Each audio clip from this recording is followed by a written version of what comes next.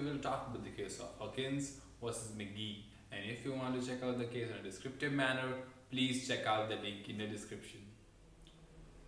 तो इस केस को हेयरी हैंड केस भी कहते हैं, और वो इसीलिए कहते हैं क्योंकि प्लेंटिफ के हाथ में से बाल आने लगे थे।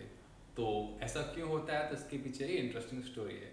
तो उस स्टोरी में ये होता है कि जो प्लेंटिफ होते हैं उनके हाथ में लगती है चोट, और फिर कुछ टाइम बाद उनके हाथ की जो चोट है उसमें निशान पड़ जाता है, और फिर वो अपना हाथ लेके जाते हैं डॉक्टर के पास, और वो डॉक्टर उनसे ये कहते हैं कि आप अपने हाथ की सर्जरी करा लीजिए, और इस सर्जरी के बाद आपका हाथ बिल्कुल पुराने सा परफेक्ट हो जाएगा। और जो प्लेंटिफ होते हैं वो इस बात के लिए हामी भर देते हैं और वो अपनी सर्जरी करा लेते हैं। और इसके लिए जो प्लेंटिफ होते हैं वो छोटे होते हैं, तो उनके पापा भी हामी भरते हैं। लेकिन होता क्या है, वो सर्जरी हो जाती है फेल, जिसकी वजह से प्लेंटिफ को बहुत दर्द झेलना पड़ता है। और क्या होता है कि जो प्लेंटिफ होते हैं उनके हाथ में जो स्किन इम्प्लांट करी जाती है वो करी जाती है उनके चेस्ट की। तो चेस्ट की स्किन की वजह से उनके हाथों में भी मोटे मोटे बाल उगने लगते हैं, जिसलिए इस केस को हेयरी हैंड केस कहते हैं।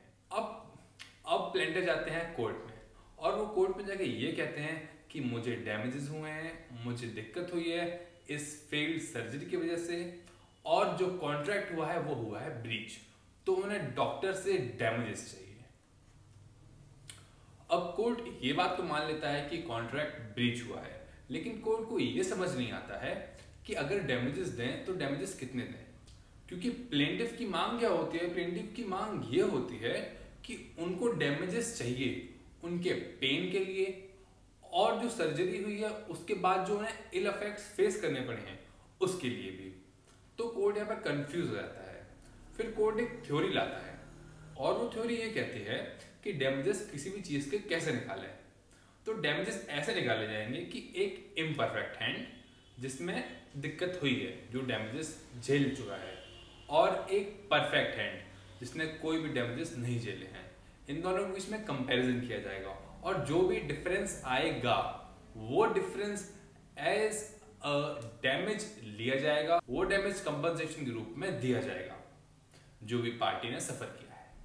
तो इसीलिए जो प्लेंटिफ होते हैं उनको कंपनसेशन दी गई, लेकिन उनको उनके पेन की और इल इफेक्ट्स की कंपनसेशन नहीं दी गई, क्योंकि जब प्लेंटिफ ने डॉक्टर से सर्जरी के लिए हाँ किया था तो उन्होंने उसके बाद के इल इफेक्ट्स के लिए भी साइन किया था, और उन्होंने उसके बाद उसके पेन के लिए भी साइन किया था।